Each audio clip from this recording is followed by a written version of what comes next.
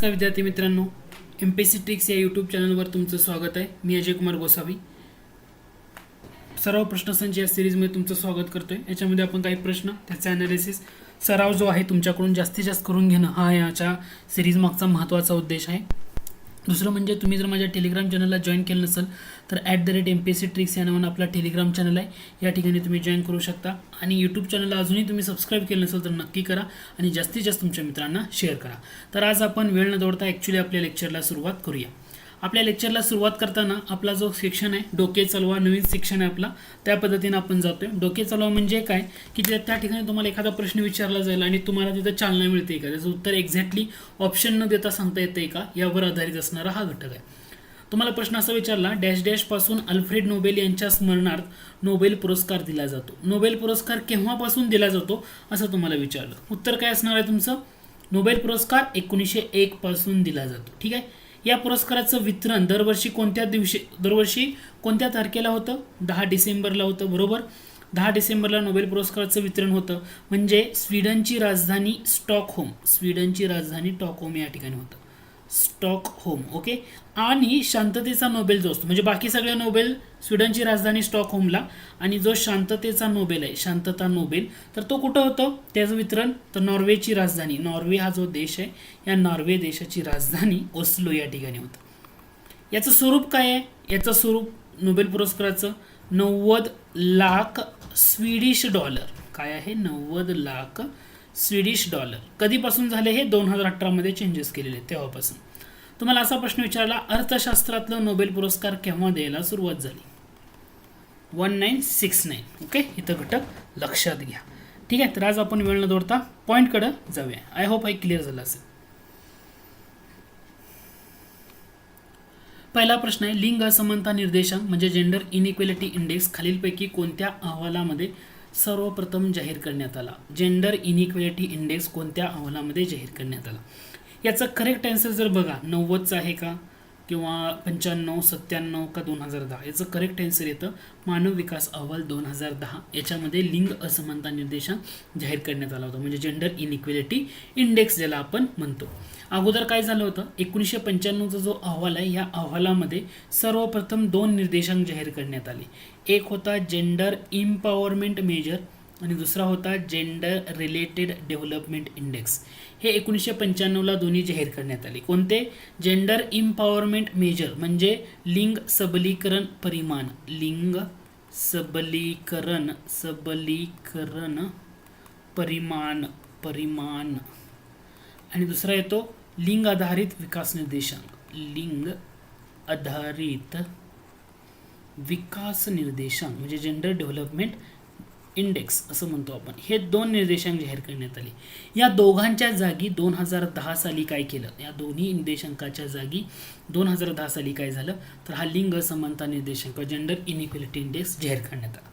I hope हा घटक clear झाला का? ओके.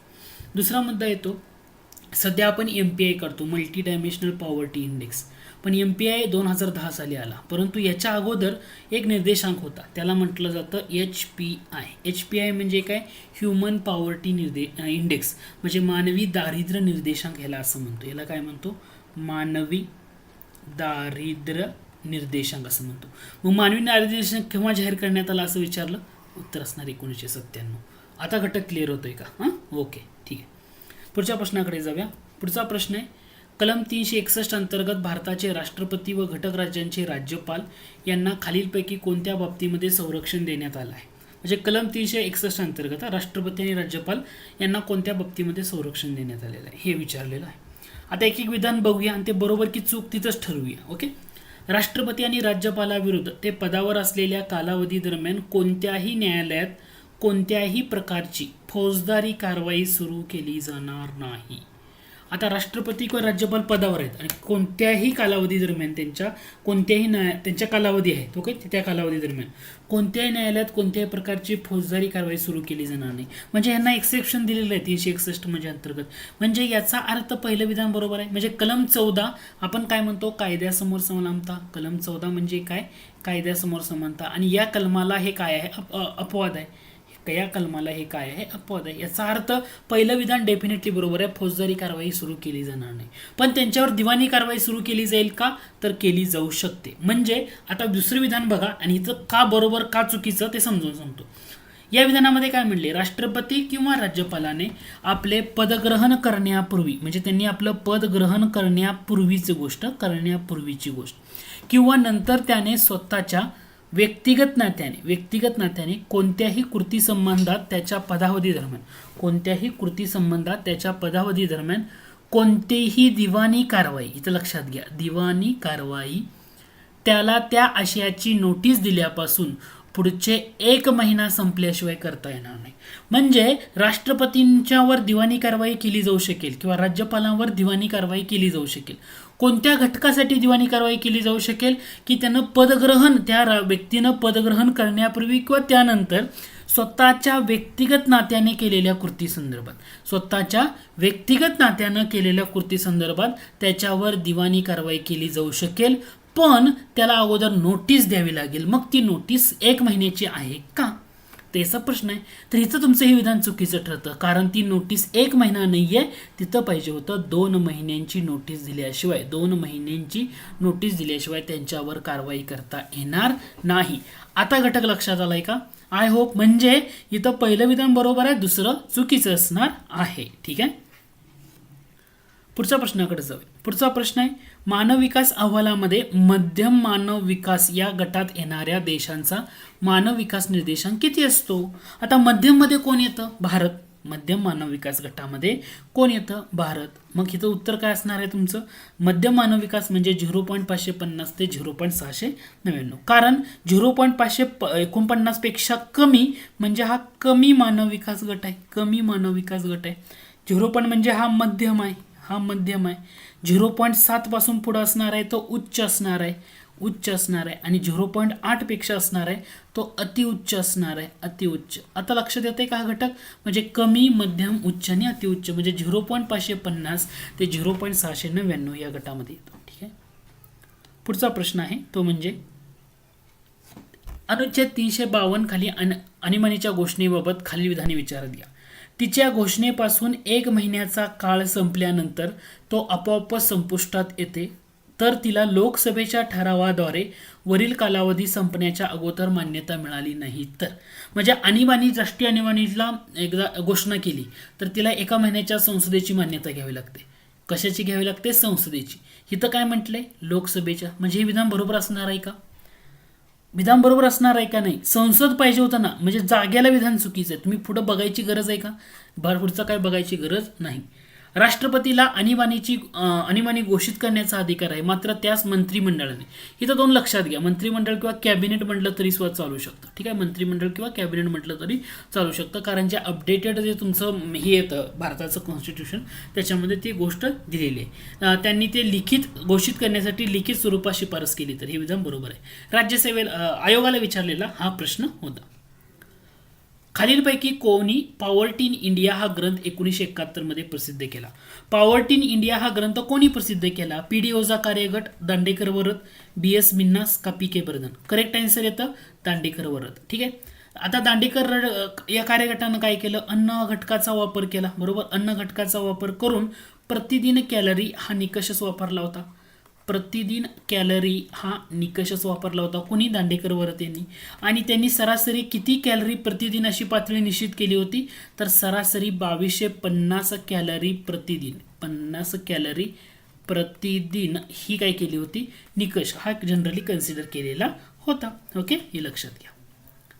पुढचा प्रश्न आहे तो म्हणजे मूलभूत कर्तव्याच्या बाबतीत खालीलपैकी कोणतं विधान बरोबर नाही ते ओळखा.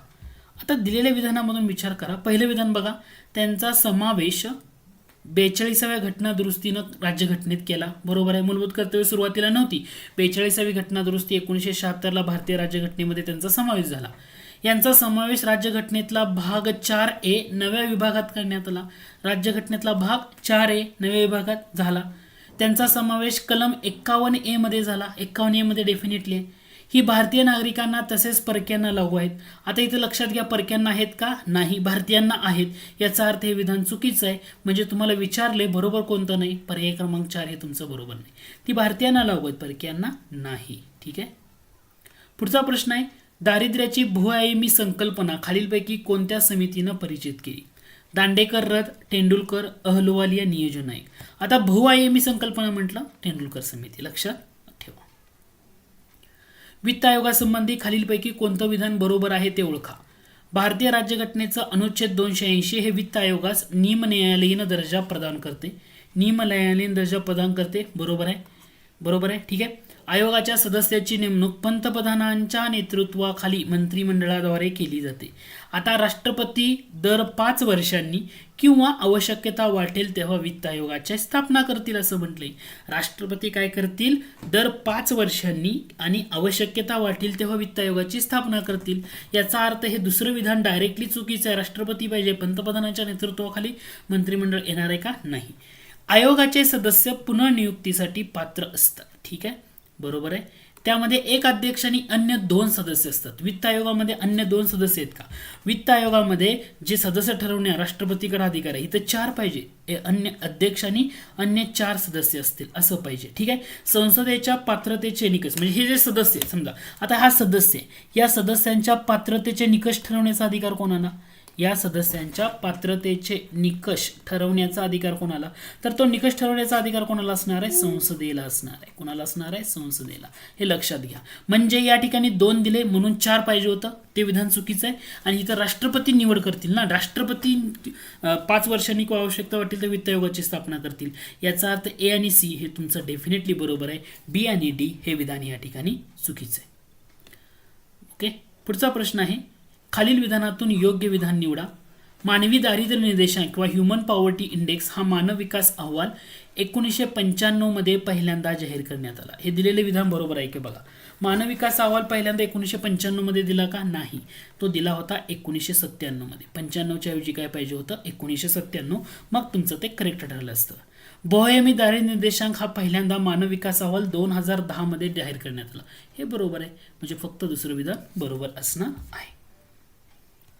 पुढचा प्रश्न आहे, एप्रिल 1947 पर्यंत खालीलपैकी कोणत्या संस्थानिकांचा संविधान सभेमध्ये सहभाग नव्हता असं म्हटले? सहभाग नव्हता का सहभाग झाला होता असं पाहिजे होतं. ठीक आहे. म्हणजे तुम्हाला इथं घटक लक्षात द्या, सहभाग नव्हता. ओके, ठीक आहे. जयपूर, जोधपूर करेक्ट आहे विधान. जयपूर, जोधपूर, उदयपूर, बिकानेर, बडोदा, पटियाला, रेवा. याच्यामध्ये कोणतं येणार नाही? 1, 2, 7 का 4? तर ह्याच्यामध्ये येत काही नाहीये, ते फक्त तुम्हाला ओळखायचं आहे. ह्याच्यामध्ये येत काही नाहीये, पर्याय क्रमांक 2 म्हणजे जोधपूर येत नाही. कारण तुम्हाला एकूण कोणत्या संस्थानिक एप्रिल 1947 पर्यंत संविधान सभेमध्ये सहभागी झाली होती? उदयपूरची रेवा, पटियाला घालून, असं लक्षात ठेवा. उदयपूरची रेवा, पटियाला घालून, जयपूर, बिकानेर मार्गे बडोद्याला आली असं. म्हणजे उदयपूरची रेवा, रेवा म्हणजे रेवा, पटियाला घालून म्हणजे पटियाळा. ओके. जयपूर, बिकानेर मार्गे बडोद्याला आली. म्हणजे इथं जोधपूर येत नाही. आलं लक्षात? ठीक आहे. पुढचा प्रश्न आहे तो म्हणजे खालीलपैकी कोणते मूलभूत कर्तव्य नागरिकांसाठी सांगितलेले आहे? खालीलपैकी कोणतं मूलभूत कर्तव्य नागरिकांसाठी सांगितलेलं आहे? हे फॉरेस्ट मेन्सला पण प्रश्न विचारला होता 2017ला. कोणतं सांगितलं आहे ते ओळखा म्हटले. आता विज्ञाननिष्ठ दृष्टिकोनाचा विकास करणं सांगितलंय डेफिनेटली. आपल्या संमिश्र संस्कृतीच्या वारशाचं जतन करणं सांगितलंय. ग्रामपंचायतीचं गठन करणे कलम 40 नाही. उत्पन्नातली विषमता करणे कलम 38 म्हणजे ही दोन्ही मार्गदर्शक तत्वामध्ये पाहायला मिळतं. हे दोन्ही काय बघायला मिळतात? मार्गदर्शक तत्वामध्ये बघायला मिळतात. समान नागरी संहिता निश्चित करणं. ओके, समान नागरी संहिता. आता 1 आणि 2 बरोबर आहे, 3 आणि 4 चुकीचे. 3 आणि 4 चुकीचे आहे म्हणजे तुम्ही इथं हे सगळे ऑप्शन इलिमिट करू शकता लॉजिकली बघायला गेलात. म्हणजे तुमचा पर्याय 1, 2, 5 या ठिकाणी येणार आहे. कारण तुम्ही हे 40 आणि 38 इलिमिनेट करू शकता ना डायरेक्टली बघितल्या की तुम्हाला हे मूलभूत कर्तव्यामध्ये बघायला मिळते, मार्गदर्शक तत्वामध्ये बघायला मिळतील. मूलभूत कर्तव्यामध्ये तुम्हाला हा येणार. आता समान नागरी संहिता आहे, लॉजिकली इथे बी चुकी शकता, पण 1 आणि 2 बरोबर आहे, 3 आणि 4 चुकीचं असल्यामुळे तुम्ही उत्तर देऊ शकता. कलम 3 नुसार संसदेला कोणते अधिकार देण्यात आले? कलम 3, कोणत्याही राज्याचा भूप्रदेश वाढवणे किंवा कमी करणे. दिलाय का? हो दिलाय. कोणत्या राज्याच्या सीमा बदलणं? हो. कोणत्याही राज्याचं नाव बदलणं? हो. आपल्या राज्याचा भूप्रदेश दुसऱ्याला देणं हा अधिकार कलम 3 मध्ये येत नाही. आपल्या राज्याचा भूप्रदेश दुसऱ्याला देणं कलम 3 मध्ये येत नाही. म्हणजे 1, 2, 3 बरोबर आहे. कलम 3 मधील तरतुदीतील राज्य या शब्दामध्ये केंद्रशासित प्रदेशाचा समावेश कोणत्या घटनादुरुस्तीनं करण्यात आला? लक्षात ठेवा, ही घटनादुरुस्ती क्रमांक आहे 18. 18वी घटनादुरुस्ती 1966. याच्यामध्ये राज्य या शब्दामध्ये केंद्रशासित प्रदेशाचा समावेश करण्यात आला. रिझन काय झालं होतं? 7वी घटनादुरुस्ती 1956. अगोदर ABCD अशी वर्गवारी होती भारतीय राज्यांची. तेव्हा 7व्या घटनादुरुस्ती 1956ला केंद्रशासित प्रदेश किंवा युनियन टेरिटरी हा वर्ड आला तिथून, की वर्ड असा तयार झाला आपल्या भारतामध्ये. ठीक आहे, त्याच्यामुळे हा मुद्दा चर्चेत होता. फाजल अली आयोगानं मूळ घटनेतील 4 प्रकारचं वर्गीकरण, 4 प्रकारे म्हणजे ABCD वर्गीकरण होतं बघा, आणि डी मध्ये अंदमान निकोबार होतं, ते रद्द करून किती घटक राज्य व केंद्रशासित प्रदेश निर्माण करण्याची शिफारस केली? फाजल अली आयोगाने कितीची केली? 16 घटक राज्य आणि 3 केंद्रशासित प्रदेश. 16 घटक राज्य आणि 3 केंद्रशासित प्रदेश. ऍक्च्युली आपण किती केलं? 14 आणि 6 केलं. ऍक्च्युली किती केलं? 14 आणि 6. शिफारस केली ती 16, 3 केलं 14, 6. ठीक आहे. पुढचा प्रश्न आहे, नागरिकत्व संशोधनानुसार एखाद्या व्यक्ती नागरिकत्वासाठी तेव्हाच पात्र असेल जर तो 31 डिसेंबर 2014 पूर्वी भारतात आला असेल. लक्षात, 31 डिसेंबर 2014 पूर्वी जर भारतात आला असेल तर तो नागरिकत्वासाठी पात्र असेल. ठीक आहे. आता यालाच जोडून पुढचा प्रश्न 31 डिसेंबर 2014च्या संदर्भातला. धार्मिक छळाला कंटाळून कोणत्या देशामधून 31 डिसेंबर 2014 पर्यंत भारतात आलेल्या हिंदू, शीख, बौद्ध, जैन, पारशी, ख्रिस्ती धर्माच्या लोकांना बेकायदेशीर स्थलांतरित मानले जाणार नाही आणि त्यांना भारतीय नागरिकत्व दिले जाईल अशी तरतूद नागरिकत्व दुरुस्ती कायदा 2019 मध्ये आहे? कोणत्या देशामधून आलेले असे पाहिजे? ठीक आहे. तर लक्षात ठेवा, पाकिस्तान, बांगलादेश आणि अफगाणिस्तान. पाकिस्तान, बांगलादेश आणि अफगाणिस्तान या देशामधून धार्मिक छळाला कंटाळून 31 डिसेंबर 2014 पर्यंत भारतात आलेले मुस्लिम सोडून इतर लोक म्हणजे कोणती? शीख आहेत, हिंदू आहेत, बौद्ध आहेत, जैन आहेत, पारशी आहेत आणि ख्रिस्ती या लोकांना बेकायदे स्थलांतरित मानलं जाणार नाही. याच्यामुळे ही न्यूज चर्चेमध्ये होती. पुढचा प्रश्न आहे, सुरेश तेंडुलकर समितीच्या शिफारशीनुसार 2011-12 मध्ये दारिद्र्य रेषेखालील लोकसंख्या खालीलपैकी कोणत्या राज्यामध्ये सर्वाधिक होते? सर्वाधिक कोणत्या होती? लोकसंख्या कुठे जास्त आहे? उत्तर प्रदेश का बिहार? उत्तर प्रदेश. मग उत्तर ते असणार आहे. कारण जर तुम्ही लोकसंख्येनुसार बघितलं, 1 नंबरला उत्तर प्रदेश आहे, 2 नंबरचं राज्य येतं बिहार, बिहार नंतर येतं मध्य प्रदेश MP, मध्य प्रदेश नंतर येतं महाराष्ट्र आणि 5 नंबरला येतं पश्चिम बंगाल. हे कोणाच्या बाबतीमध्ये येतं? तेंडुलकर समितीच्या बाबतीमध्ये. आणि इथंच तुम्हाला उलट विचारलं, जर तुम्हाला रंगराजन समितीनुसार विचारलं, रंगराजन समितीनुसार तुम्हाला दारिद्र्य रेषेखाली लोकसंख्या म्हटली, प्रमाण विचारले का? पर्सेंटेज विचारलेलं नाही, नुसती लोकसंख्या दारिद्र्य रेषेखालील असं विचारले. आणि रंगराजन समितीनुसार दारिद्र्य रेषेखालील लोकसंख्येच्या बाबतीमध्ये पहिली 5 राज्य कोणती? UP 1 नंबर असणार आहे. UP नंतर दुसरं राज्य येणार आहे ते म्हणजे बिहार, बिहार 2 नंबरला येणार आहे. बिहार नंतर मध्य प्रदेश 3 येणार आहे. 4 नंबरला वेस्ट बंगाल येणार आहे आणि 5 नंबरला आपलं महाराष्ट्र येणार आहे. आता इथला जो घटक आहे ना हा समजून घ्यायचा, आतला इथला घटक आहे ना समजून घ्यायचा. मी इथं तुम्हाला काही ठिकाणी गोल करतोय, लक्षात घ्या. जर तुम्हाला सुरेश तेंडुलकर समितीच्या शिफारशीनुसार 2011-12 मधल्या दारिद्र्य रेषेखालील लोकसंख्येचा उतरता क्रम विचारला तर उत्तर प्रदेश पहिलं, बिहार दुसरं, मध्य प्रदेश तिसरं, महाराष्ट्र चौथं आणि पश्चिम बंगाल 5वं अशा पद्धतीनं त्या ठिकाणी क्रम येतो. आता लक्षात येतोय का घटक? आता घटक लक्षात येतोय का बघा. आणि जर तुम्हाला असं विचारलं रंगराजन समितीनुसार तर उत्तर प्रदेश पहिलं, बिहार दुसरं, MP तिसरं, पश्चिम बंगाल चौथं, महाराष्ट्र 5वं. म्हणजे सुरेश तेंडुलकर हे सुद्धा 2011-12च्या नुसारच आहे, 11-12 नुसार. म्हणजे एक घटक तुमच्या लक्षात आला का? जर सुरेश तेंडुलकर बघितलं महाराष्ट्राचा 4था क्रमांक आहे, रंगराजननुसार बघितलं महाराष्ट्राचा 5वा क्रमांक आहे. आय होप हे दारिद्र्य रेषेखालील लोकसंख्येच्या बाबतीतला हा जो सिंपल आणि इम्पॉर्टंट घटक आहे हा तुमचा क्लिअर झाला असेल. ठीक आहे. खालीलपैकी कोण संयुक्त लोकसेवा आयोगाची स्थापना करू शकतो? संयुक्त लोकसेवा आयोगाची स्थापना कलम 315 सब ऑप्शन्स कोण करू शकतो? भारतीय संसद करू शकते का? संघ लोकसेवा आयोग, राष्ट्रपती का मानव संसाधन मंत्रालय? करेक्ट आन्सर असणार आहे भारतीय संसद. ओके. संयुक्त लोकसेवा आयोगाची स्थापना कोण करू शकतं? भारतीय संसद. मग तुम्हाला असा प्रश्न विचारला, पहिल्यांदा कोणत्या राज्यासाठी संयुक्त लोकसेवा आयोग स्थापन केलं? तर ते राज्य येतं 1966 या वर्षी पंजाब आणि हरियाणा राज्यासाठी. 1966ला पंजाब हरियाणा या राज्यासाठी संयुक्त लोकसेवा आयोगाची स्थापन करण्यात आलेला होता. आता हा आयोग संसदेच्या मान्यतेनं स्थापन होतो, बरोबर, संसदेच्या मान्यतेनं. याचा अर्थ हा संविधानिक नसणार आहे. हा आयोग कसा असणार आहे? वैधानिक असणार आहे, म्हणजे स्टॅच्युटरी बॉडी असणार आहे, वैधानिक असणार आहे, संविधानिक नसणार आहे. आता संयुक्त लोकसेवा आयोगाचे जर अध्यक्ष घ्या, ठीक आहे, अध्यक्ष घ्या, किंवा संयुक्त लोकसेवा आयोगाचे सदस्य घ्या. आता यांना अध्यक्ष किंवा सदस्य यांची नेमणूक कोण करणार? ह्या दोघांची नेमणूक करायची असेल तर आपले प्रेसिडेंट करणार, राष्ट्रपती संयुक्त लोकसेवा आयोगाच्या अध्यक्ष किंवा सदस्यांची नेमणूक करणार.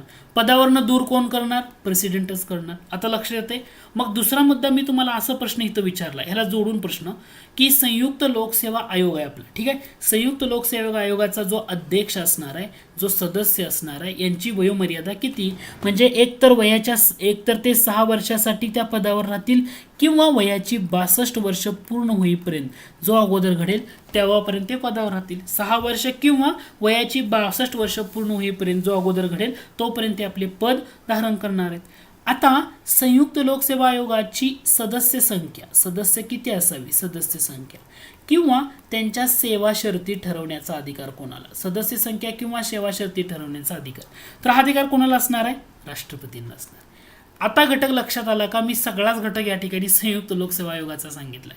ओके, संयुक्त लोकसेवा आयोग असं जर विचारलं तर संयुक्त लोकसेवा आयोग जर विचारलं तर लक्षात ठेवायला सोपं आहे. एक म्हणजे 315 सब ऑप्शन्स 2 नुसार स्थापना, अध्यक्ष आणि सदस्य प्रेसिडेंट ठरवतात, सेवा शर्ती तेच ठरवतात, 6 वर्ष किंवा वयाची 62 वर्ष पूर्ण होईपर्यंत. पंजाब हरियाणा 1966 मध्ये पहिल्यांदा आलं, संस्थेच्या मान्यतेनं स्थापन झाल्या म्हणून ती वैधानिक बॉडी आहे, आणि याच्यामध्ये हा घटक जर लक्षात ठेवला मोर दॅन इनफ आहे. ठीक आहे, पुढचा प्रश्न आहे, रंगराजन समितीने शहरी भागासाठी किती कॅलरी हा निकष निश्चित केला? रंगराजन समितीने किती केला? आता ग्रामीण भागासाठी अगोदर किती होता? सुरुवातीला जनरल 2400 होता, आणि शहरी भागासाठी किती होता? 2100 होता. रंगराजननं काय केलं? हे 2400 ॲज इट इज पुढे घेतलेलं नाही. म्हणजे रंगराजन समितीनं काय केलं तर ग्रामीण भागासाठी 2400च्या ऐवजी निकष वापरला 2155, आणि शहरी भागासाठी 2100च्या ऐवजी वापरला 2090. म्हणून रंगराजन समितीनं ग्रामीण भागासाठी वापरला 2155, शहरी भागासाठी वापरला 2090. तुम्हाला विचारलंय शहरी भागासाठी म्हणजे 2090 उत्तर, आणि 2155 हा काय असणार आहे? ग्रामीण भागासाठी असणार आहे. रंगराजन समितीनं जो कॅलरीचा निकष वापरला तो, याचा अर्थ पर्याय क्रमांक 4 हे तुमचं करेक्ट आहे. शहरी म्हणजे 2090, ग्रामीण म्हणजे 2155, रंगराजन समिती. ठीक आहे, पुढचा प्रश्न आहे, संसद नागरिकत्वासंबंधी जो कायदा करेल त्याचं पालन करणं व त्याच्या तरतुदीच्या अधीनच राहून नागरिकत्व कायम राहील असं भारतीय राज्यघटनेच्या कोणत्या कलमामध्ये सांगितलंय? कलम 8, 9, 10 की 11. लक्षात ठेवा, कलम कशामध्ये सांगितले तर कलम 10 मध्ये सांगितले की संसद नागरिकत्वासंबंधी जो कायदा करेल, संसदेने एखादा कायदा केला तर तो कायदा केल्यानंतर त्याच्या तरतुदीच्या अधीन राहून नागरिकत्व कायम राहील. आता तुम्ही म्हणाल इथं 11 कलम यायला पाहिजे, तुम्ही थोडा विचार केला की विचार करा, पण कलम 11 मध्ये काय सांगितलंय की नागरिकत्व आहे, हा नागरिकत्वाचा जो मुद्दा आहे, याच्या संदर्भात कायदा करायचा असेल तो सर्वस्वी अधिकार कोणाला आहे? सर्वस्वी अधिकार कोणाला आहे? तर तो संसदेला आहे. पण इथं तुम्हाला काय म्हटलंय? नागरिकत्वासंबंधी जो कायदा करल, संसद जो कायदा करल त्याचं पालन करणं आणि त्याच्या अधीन राहून नागरिकत्व कायम, पालन करणं असं विचारले, म्हणून कलम 10 आहे. कलम 11 मध्ये काय सांगितलंय? नागरिकत्वासंबंधी कायदा करण्याचा सर्वस्वी अधिकार संसदेला असेल. यामध्ये संसद नागरिकत्व संपादन कसं करावं, संपुष्टात कसं येईल किंवा इतर तरतुदीविषयक कायदा करू शकते. याच तरतुदीच्या अधून राहून नागरिकत्व कायदा भारतामध्ये पहिल्यांदा कधी करण्यात आला तर भारतामध्ये नागरिकत्व कायदा 1955 ला करण्यात आला. कोणत्या कलमानं? तर 11व्या कलमानं. आता लक्षात आलंय का? म्हणजे संसद कायदा करू शकतं नागरिकत्वासंबंधी आणि अधिकार त्यांना असेल, 11 मध्ये सांगितलं, आणि केलेल्या कायद्याला पालन करणं आणि त्याच्या तरतुदीच्या अधीन राहून नागरिकत्व कायम राहील हे 10 मध्ये सांगितले. 9 मध्ये काय म्हटलं? समजा 9 मध्ये जर म्हटलं कोणताही एखादा व्यक्ती आहे त्यानं कोणत्याही देशाचं नागरिकत्व स्वीकारलं तर त्याचं नागरिकत्व संपुष्टात येतं. म्हणजे अक्षय कुमारनं कॅनडाचं नागरिकत्व घेतलं म्हणजे भारतीय नागरिकत्व त्या संपुष्टात आलं असं आपण म्हणू शकतो. ठीक आहे, पुढचा प्रश्न आहे, घटनेच्या कलम 82 मधील सध्याच्या तरतुदीप्रमाणे राज्यामध्ये लोकसभेच्या जागांचं समायोजन पुढील कोणत्या वर्षानंतर होऊ शकतं? उत्तर सिंपल आहे, 2026 नंतर. लक्षात ठेवा 2026. पुढचा प्रश्न आहे, कोल्हापूर संस्थानामध्ये शाहू महाराजांनी तलाठी शाळांची स्थापना कोणत्या वर्षी केली? 1918. पाटील तळांची 1912. ठीक आहे. पुढचा प्रश्न आहे, खालील विधानातून कोणते विधान खरे आहे ते ओळखा. 6 वेळा अजिंक्यपद पटकावणाऱ्या विजेतेपद पटकावणाऱ्या मेरी कोमला 2020चा पद्मविभूषण पुरस्कार मिळाला. बरोबर आहे. 2012 साली लंडन ऑलिम्पिक मेरी कोम यांनी कांस्य पदक. बरोबर आहे. PV सिंधू 2020चा पद्मभूषण मिळालाय.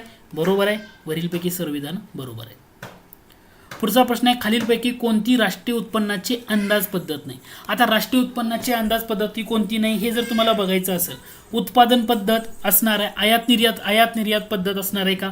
उत्पादन असणार आहे, उत्पन्न असणार आहे, खर्च असणार आहे. आयात निर्यात नाही. याचा अर्थ कोणती नाही विचारले. 2 कुठं आहे? पर्याय क्रमांक 3 मध्ये. म्हणजे राष्ट्रीय उत्पन्नाची कोणती पद्धत नसणार आहे? तर उत्पादन, खर्च आणि उत्पन्न आहे. आयात निर्यात असणार नाही. पुढचा प्रश्नाकडे जाऊया. भांडवलशाही अर्थव्यवस्थेसंदर्भात कोणतं विधान खरं आहे? भांडवलशाही अर्थव्यवस्था म्हणजे अमेरिका. म्हणजे उत्पादनाची साधनं खाजगी व सरकारी मालकीची असतात का? खाजगी मालकीची पाहिजे, सरकारी नाही. म्हणजे पहिलं चुकीचं आहे. वस्तू व सेवा यांचं उत्पादन खाजगी भांडवलदारामार्फत होतं. डेफिनेटली बरोबर आहे. वस्तू व सेवा यांच्या किमती बाजार यंत्रणेकडून ठरवल्या जातात. हे सुद्धा बरोबर आहे. म्हणजे भांडवलशाही अर्थव्यवस्थेचं सगळ्यात महत्त्वाचं उदाहरण मी म्हटलं ना तुम्हाला, अमेरिका. उदाहरण काय असतं? उत्पादनाची साधनं खाजगी मालकीची असतात, सरकारी नाही. हे त्यांचं मूलभूत वैशिष्ट्य आहे भांडवलशाही अर्थव्यवस्थेचं. याचा अर्थ 2 आणि 3 हे विधान तुमचं बरोबर आहे. पुढचा प्रश्न आहे, पिवळा फॉस्फरस पासून तांबडा फॉस्फरस तयार करताना खालीलपैकी कोणत्या उत्प्रेरकाचा वापर केला जातो? उत्प्रेरक म्हणजे कॅटॅलिस्ट. कॅटॅलिस्ट म्हणजे कसे असते? एखादी अभिक्रिया, रासायनिक अभिक्रिया, एखाद्या अभिक्रियेचा वेग वाढवायचा असतो. म्हणजे स्लो अभिक्रिया चालते, त्याचा वेग वाढवायचा आहे, परंतु त्या अभिक्रियेमध्ये बदल नाही करायचा, फक्त त्याचा वेग वाढवायचा आहे. त्याच्यासाठी जो कॅटॅलिस्ट म्हणतो ना, तो वापरला जातो. कॅटॅलिस्ट म्हणजेच उत्प्रेरक. म्हणजे पिवळ्या फॉस्फरस पासून तांबडा फॉस्फरस तयार करताना कोणता कॅटॅलिस्ट वापरला जातो? करेक्ट आन्सर आहे आयोडीन. आयोडीन हा कॅटॅलिस्ट. कॅटॅलिस्ट म्हणजे काय? तर त्या अभिक्रियेचा वेग वाढवला जातो. त्या अभिक्रियेमध्ये कोणताही बदल केला जात नाही.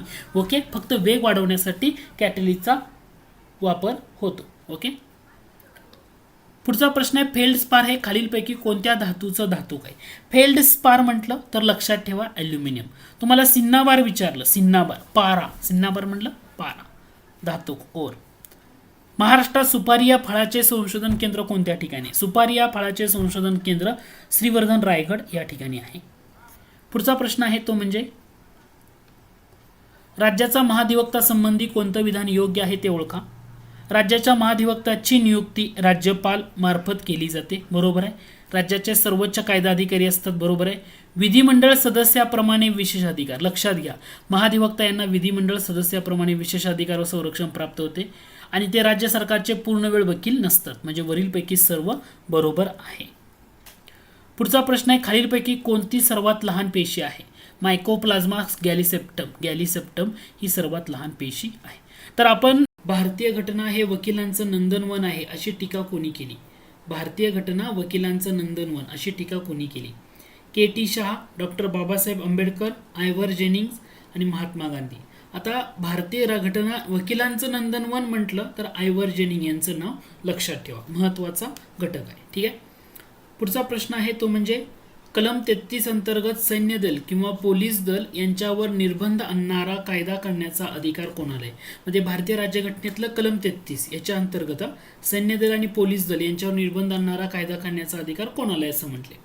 केवळ संसद, केवळ राज्य विधिमंडळ, संसद आणि राज्य विधिमंडळ, राष्ट्रपती. लक्षात ठेवा, कलम 33 म्हणतोय आपण आणि सैन्य दल आणि पोलीस दल यांच्यावर निर्बंध आणणारा कायदा करण्याचा अधिकार हा केवळ कुणाला आहे? संसदेला आहे. केवळ संसदेला. ठीक आहे. पुढचा प्रश्न आहे, पुढील तरतुदी घटनेच्या कोणत्या कलमावर आधारित आहेत? राज्य एका विशिष्ट धर्माला आश्रय देऊ शकत नाही, पण राज्य सर्व धर्माच्या वाढीसाठी प्रयत्न करू शकतं. आता याच्यामध्ये तुम्हाला कलम 25, 26, 27, 28 दिले. 27 मध्ये काय म्हटलंय की सद्विवेक बुद्धी न वागण्याचं म्हणजे धर्माचं पालन करणं, आचरण करणं किंवा त्याचं प्रसार करण्याचं स्वातंत्र्य 25 मध्ये सांगितलं. याचा अर्थ आश्रय राज्य एका धर्माला तो घटक येणार आहे का? येणार नाही. कलम 26 म्हणजे धार्मिक व्यवहारांचं व्यवस्थापन करण्याचा अधिकार सांगितलाय.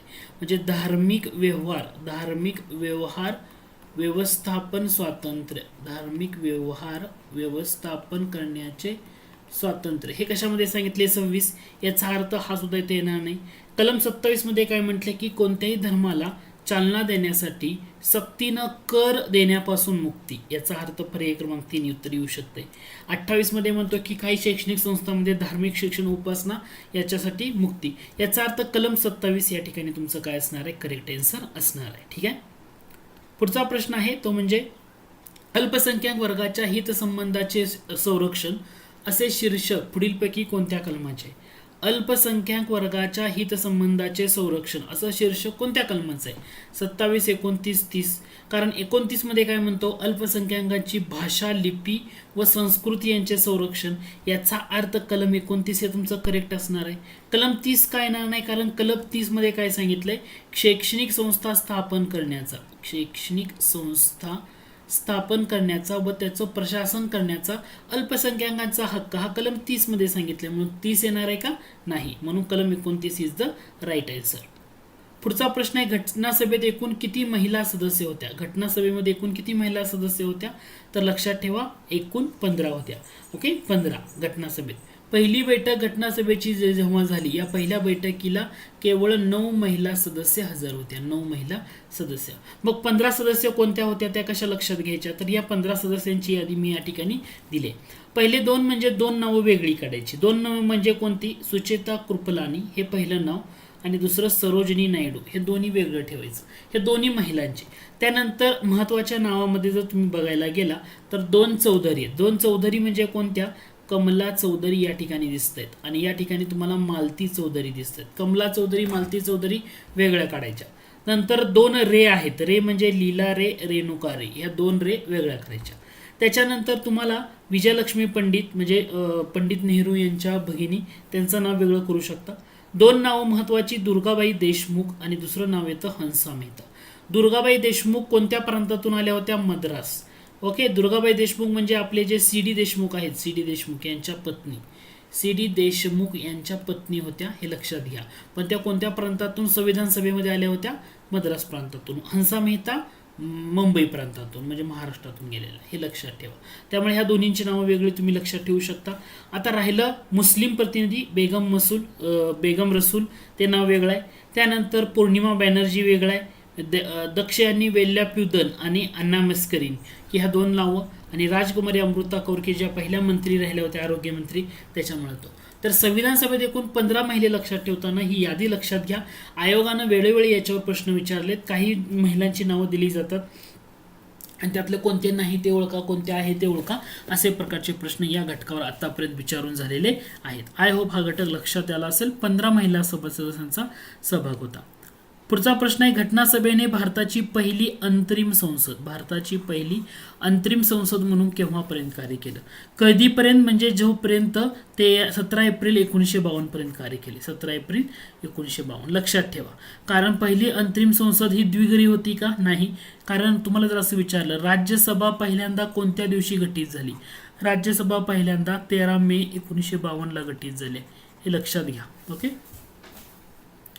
पुढचा प्रश्न आहे, 26 नोव्हेंबर 1949 रोजी म्हणजे भारताची राज्यघटना स्वीकृत झाली, त्या दिवशी एकूण किती सदस्य उपस्थित होते.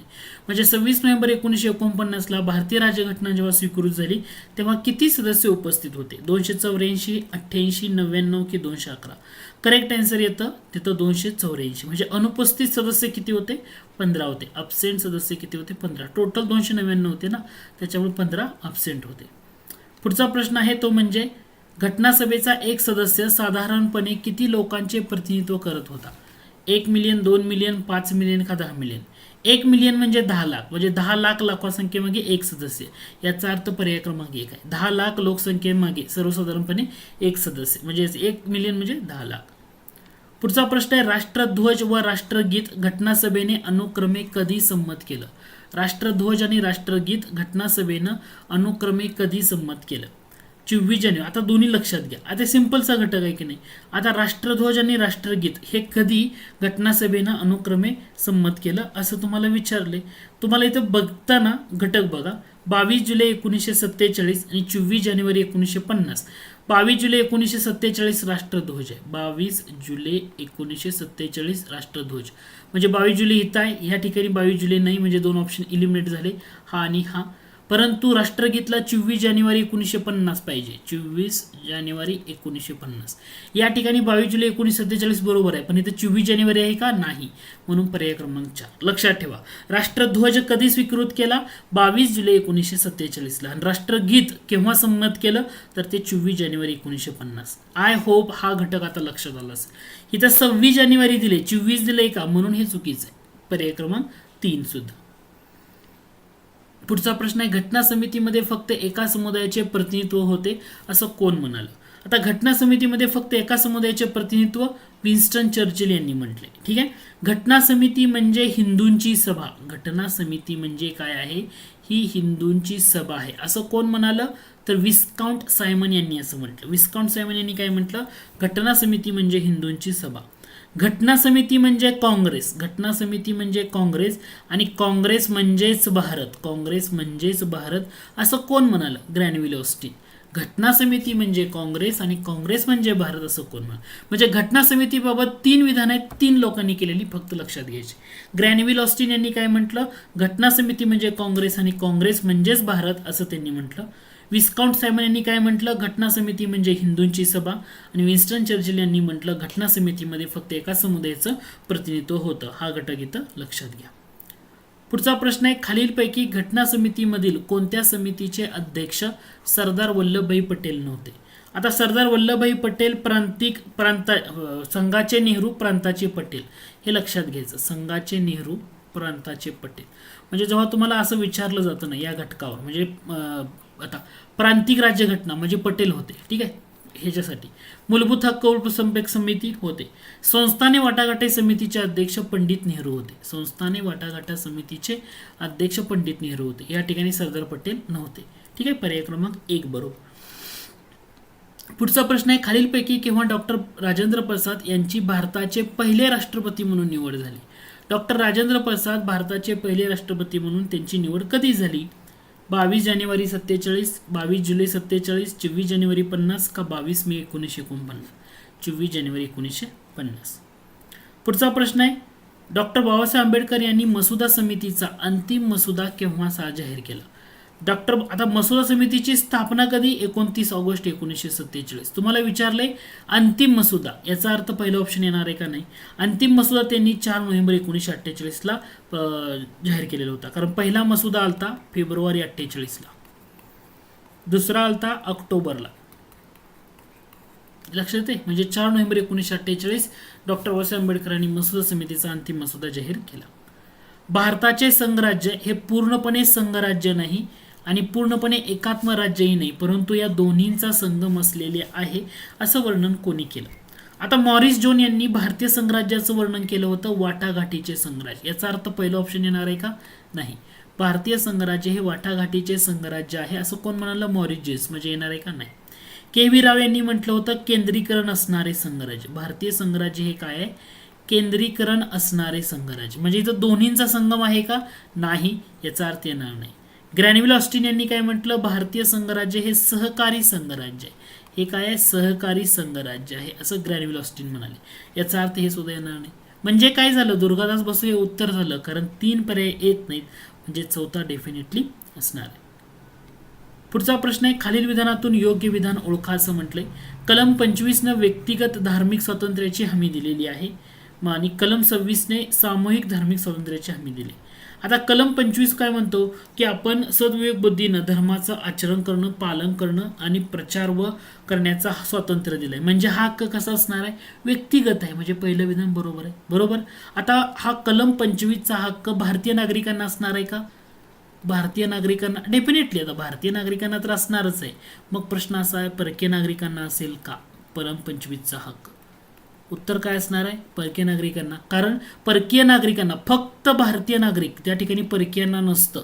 असं आर्टिकल कोणते? असं आर्टिकल 15, 16, 19, 29 आणि 30 हे एकूण 5 आर्टिकल आहेत की ह्या आर्टिकलमध्ये फक्त भारतीय नागरिकांना हक्क आहे, परदेशांना नाही. हे इथं लक्षात घ्या. आता कलम 26 काय म्हणतो, धार्मिक व्यवहारांचं व्यवस्थापन करणं. धार्मिक व्यवहारांचं व्यवस्थापन करण्याचे स्वातंत्र्य म्हणजे हे काय, धार्मिक व्यवहारांचं स्वातंत्र्य म्हणजे सामूहिक, याचा अर्थ हे सुद्धा बरोबर आहे. म्हणजे दोन्ही विधानं काय असणार आहे तुमची, बरोबर असणार आहे. पुढचा प्रश्न आहे कलम 43A औद्योगिक व्यवस्थापनामध्ये कामगारांचा सहभाग, हे कलम कोणत्या घटना दुरुस्तीनं समाविष्ट करण्यात आला आहे. कलम 43A औद्योगिक व्यवस्थापनामध्ये कामगारांचा सहभाग कोणत्या घटना दुरुस्तीनं आलं. लक्षात ठेवा हे 42व्या घटना दुरुस्तीनं आले. 42वी घटना दुरुस्ती 1976. जर तुम्हाला असं विचारलं कलम 43B सहकारी संस्थांना चालना देणं, हे कोणत्या घटना दुरुस्तीनं ऍड केलं.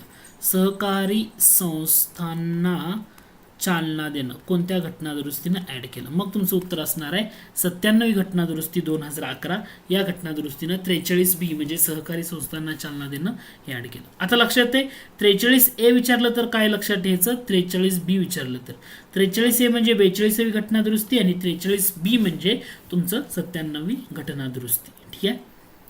पुढचा प्रश्न आहे सरनामा असलेली जगातली पहिली राज्यघटना कोणती. भारतीय, ब्रिटिश, अमेरिकेची, कॅनडाची. लक्षात ठेवा अमेरिकेची राज्यघटना, सरनामा असलेली जगातली पहिली राज्यघटना म्हणजे अमेरिकेची राज्यघटना. खालील विधानातून योग्य विधान ओळखा. 36वी घटना दुरुस्ती 1975 अन्वये सिक्कीम भारताचे 22वे राज्य निर्माण झाले. बरोबर आहे का. डेफिनेटली 22वे राज्य झालं 36व्या घटना दुरुस्तीनं. 69वी घटना दुरुस्ती 1993 नुसार दिल्ली या केंद्रशासित प्रदेशाचे नामकरण दिल्ली राष्ट्रीय राजधानी परिक्षेत्र असं करण्यात आलं. आता 36वी घटना दुरुस्ती 1975ची बरोबर आहे, सिक्कीम भारताचं 22वे राज्य. परंतु 69वी घटना दुरुस्ती 1993ची आहे का, नाही. म्हणजे हे विधान चुकीचं आहे. इथं काय पाहिजे होतं 1991 पाहिजे होतं.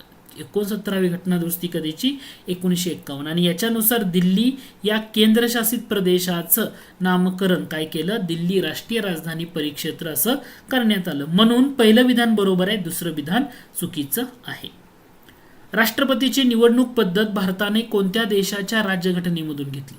राष्ट्रपतीची निवडणूक पद्धत, आता याच्यामध्ये कन्फ्युजन होऊ द्यायचं नाही. राष्ट्रपतीवरील महाभियोग विचारलंय का, नाही. जर तुम्हाला राष्ट्रपतीवरचा महाभियोग म्हटलं असतं, राष्ट्रपतीवरील महाभियोग, मग तुमचं उत्तर काय आलं असतं, USA उत्तर आलं असतं. बरोबर, USA. परंतु राष्ट्रपतीची निवडणूक पद्धत म्हणजे आयर्लंड देशाच्या राज्यघटनेमधून आपण ते घेतलेलं आहे. हे तुमचं इथं क्लिअर होईल. ठीक आहे. पुढचा प्रश्न आहे तो म्हणजे घटना सभामध्ये नेहरूंनी मांडलेला उद्दिष्टविषयक ठराव 22 जानेवारी 1947 रोजी संमत झाला. मतदानावेळी किती सदस्यांनी विरोधी मतदान केलं. 1, 2, 3 का एकही नाही. आपण काय वाचतो की उद्दिष्टांचा ठराव एकमतानं मंजूर झाला. उद्दिष्टाचा ठराव कसा झाला, एकमतानं मंजूर करण्यात आला. एकमतानं मंजूर करण्यात आला. जर उद्दिष्टाचा ठराव एकमतानं मंजूर करण्यात आला तर त्या ठिकाणी कुणी विरोध केला असणार आहे का, नाही. म्हणजे एकही नाही, हे तुमचं करेक्ट आन्सर आहे. लक्षात येतं. मग हा उद्दिष्टांचा नेहरूंनी मांडलेला उद्दिष्टांचा ठराव म्हटले कधी मांडला होता, तर उत्तर असणार आहे 13 डिसेंबर 1946 रोजी. लक्षात ठेवायचं. आयोग कम्प्लीज करतं 9 डिसेंबर 11 डिसेंबर देऊन.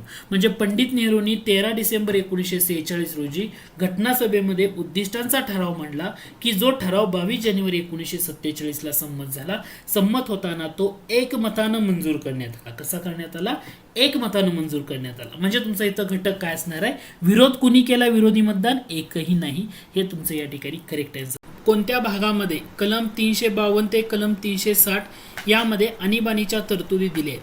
आणीबाणीच्या तरतुदी कोणत्या भागामध्ये असं विचारले. भाग 14, भाग 16, भाग 18 आणि भाग 20. करेक्ट आन्सर आहे भाग 18. कशामध्ये येतं, भाग 18 मध्ये. लक्षात असू द्या. टेलिग्राम चॅनल आहे आपला MPSC ट्रिक्स, त्या ठिकाणी पण तुम्ही जॉईन करू शकता. पुढचा प्रश्न आहे आपला कलम 352 नुसार राष्ट्रपती राष्ट्रीय आणीबाणी खालीलपैकी कोणत्या परिस्थितीत घोषित करू शकतात. म्हणजे कलम 352 आणि राष्ट्रपती जे राष्ट्रीय आणीबाणी घोषित करतात तर कोणत्या परिस्थितीमध्ये. युद्ध किंवा परकीय आक्रमण हे तर डेफिनेटली असणार आहे. म्हणजे ह्याला बाह्य आणीबाणी म्हणतो आपण. युद्ध किंवा परकीय आक्रमण म्हणजे बाह्य आणीबाणी. अंतर्गत आणीबाणी असा एक प्रकार राहतो. मग अंतर्गत आणीबाणीमध्ये काय आहे, तर अंतर्गत अशांतता हा शब्द येतो का, नाही. अंतर्गत अशांतता या शब्दाऐवजी सशस्त्र उठाव हा शब्द तुम्हाला त्यामध्ये बघायला मिळतो. याचा अर्थ 1 आणि 3 हे तुमचं करेक्ट आन्सर आहे. कारण तुम्हाला लक्षात काय घ्यायचं आहे, 44वी घटना दुरुस्ती लक्षात घ्या. 44वी घटना दुरुस्ती 1978ची. ठीक आहे. या घटना दुरुस्तीनं काय केलं तर अंतर्गत अशांतता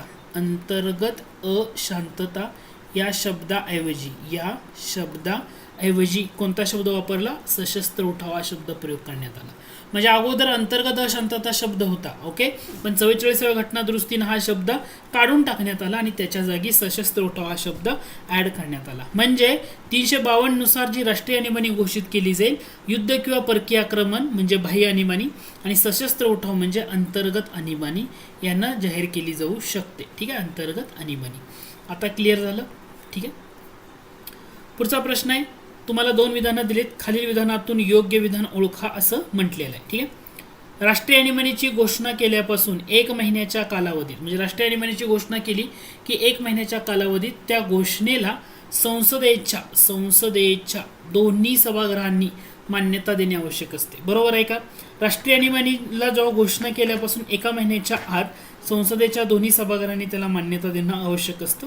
बरोबर आहे. सुरुवातीला हा कालावधी 2 महिने होता. 42वी घटना दुरुस्तीनं हा कालावधी 1 महिना केला.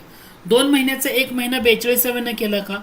नाही. सुरुवातीला कालावधी काय होता? 2 महिने होता जरूर, परंतु 42व्या घटना दुरुस्तीनं नाही, 44व्या घटना दुरुस्तीने केलाय. म्हणजे इथं 44वी घटना दुरुस्ती 1978नं हा कालावधी 1 महिना केला असं पाहिजे होतं. मग ते विधान तुमचं बरोबर ठरलं असतं. घटक लक्ष येतोय का? राष्ट्रीय आणीबाणीची घोषणा केल्यापासून 1 महिन्याच्या कालावधीत त्या घोषणेला संसदेच्या दोन्ही सभागृहांनी मान्यता देणं आवश्यक असतं आणि सुरुवातीला हा कालावधी 2 महिन्याचा होता की जो 44व्या घटना दुरुस्तीनं 1978 मध्ये 1 महिना केला. ओके. म्हणून फक्त 1 बरोबर आहे. हे तुमचं करेक्ट आन्सर या ठिकाणी असणार आहे. ठीक आहे. पुढच्या प्रश्नाकडे जाऊया. पुढचा प्रश्न आहे. राष्ट्रीय आणीबाणी दर 6 महिन्यांनी संसदेच्या मान्यतेनंतर अनिश्चित काळापर्यंत वाढवता येते. ही तरतूद खालीलपैकी कोणत्या घटना दुरुस्तीनं समाविष्ट केली?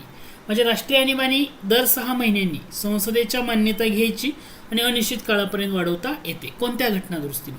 लक्षात ठेवा. 44वी घटना दुरुस्ती 1978. काय लक्षात ठेवायचं आहे?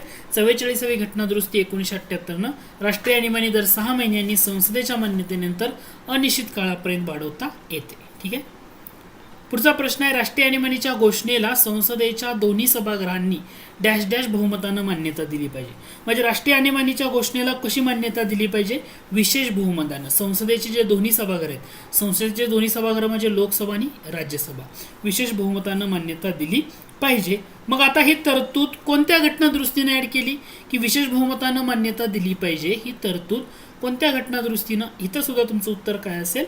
44वी घटना दुरुस्ती. हेच तुमचं या ठिकाणी काय असेल? उत्तर असेल. आता लक्ष देतंय? ठीक आहे. पुढचा प्रश्न आहे. खालील विधानामधून अयोग्य विधान ओळखा. राष्ट्रीय आणीबाणी दरम्यान राज्यसूचीतील कोणत्याही विषयावर कायदे करण्याचा अधिकार संसदेस मिळतो का संसदेला? राष्ट्रीय आणीबाणी दरम्यान ओके कोणत्याही, म्हणजे पहिलं विधान बरोबर आहे. ठीक आहे. म्हणजे राष्ट्रीय आणीबाणी दरम्यान राज्यसूचीतला कोणताही विषय असू द्या, कायदा करण्याचा अधिकार संसदेला मिळेल. राज्य विषयावर संसदेने केलेले कायदे राष्ट्रीय आणीबाणी कालावधी संपल्यानंतर 1 वर्षांनी लोप पावतात. 1 वर्षांनी आहे का? नाही. 1 वर्षाच्या ऐवजी इथं काय पाहिजे होतं? 6 महिन्यांनी लोप पावतात. काय पाहिजे होतं? 6 महिन्यांनी लोप पावतात. मग हे बरोबर ठरलं असतं. म्हणजे राज्य विषयावर संसदेने केलेले कायदे राष्ट्रीय आणीबाणी कालावधी संपल्यानंतर 6 महिन्यांनी लोप पावतात. हे तुमचं बरोबर ठरलं असतं. तुम्हाला विचारलंय अयोग्य कोणतं? पर्याय क्रमांक 2 हे तुमचं अयोग्य विधान या ठिकाणी आहे. पुढचा प्रश्न आहे. खालीलपैकी कोणतं विधान चुकीचं आहे ते ओळखा. राष्ट्रीय आणीबाणी दरम्यान राष्ट्रपती हा केंद्र व राज्याच्या महसूल विभागणीत बदल करू शकतो. राज्य करू शकतात का राष्ट्रपती केंद्राच्या व राज्याच्या महसूल विभागणीत बदल करू शकतात का आणीबाणी दरम्यान? डेफिनेटली. राष्ट्रपती राज्यास जाणारा निधी कमी करू शकतो किंवा रद्द करू शकतो. राष्ट्रपतीस तसा अधिकार प्राप्त होतो. हे बदल आणीबाणी संपल्यानंतर आर्थिक वर्ष संपेपर्यंत लागू राहतात. बरोबर का? तर हे सुद्धा विधान डेफिनेटली बरोबर आहे. तुम्हाला विचारले कोणतं विधान चुकीचं आहे? वरीलपैकी कोणतंही नाही. ओके. पुढचा प्रश्न आहे. खालीलपैकी विधानातून योग्य पर्याय निवडा असं म्हटले. 2 विधान आहेत. राष्ट्रीय आणीबाणी दरम्यान लोकसभेचा कार्यकाळ एका वेळी 1 वर्षांनी असा कितीही वाढवता येतो. बरोबर आहे का? ओके. एका वेळी 1 वर्षांनी वाढवता येतो. लोकसभेचा कार्यकाळ आणीबाणी वगैरे म्हणत नाही, लोकसभा म्हणते, बरोबर आहे. राष्ट्रीय आणीबाणी दरम्यान मात्र विधानसभेचा कार्यकाळ वाढवता येत नाही. तसं हे विधान चुकीचं आहे, कारण विधानसभेचा सुद्धा कार्यकाळ एका वर्षांनी वाढवता येतो. सेम विधान, दोन्ही सेम कंडिशन. ओके, असा किती वेळा वाढवता येईल विचारलं. योग्य कोणतं? पर्याय क्रमांक 1 करेक्ट आन्सर आहे. पुढचा प्रश्न आहे, कलम 19 मधील मूलभूत हक्क राष्ट्रीय आणीबाणी घोषित केल्यावर कलम डॅश डॅशने आपोआप निलंबित होतात. कोणत्या कलमानं? कलम 358. ठीक आहे. पुढचा प्रश्न आहे, खालील विधानातून अयोग्य विधान ओळखा. कलम 19 मधील मूलभूत हक्क राष्ट्रीय आणीबाणी घोषित केल्यावर कलम 358 आपोआप निलंबित होतात. राष्ट्रीय आणीबाणी संपल्यानंतर कलम 19 आपोआप पुन्हा लागू होते. राष्ट्रीय आणीबाणी संपल्यानंतर कलम 19 लागू होते, बरोबर आहे.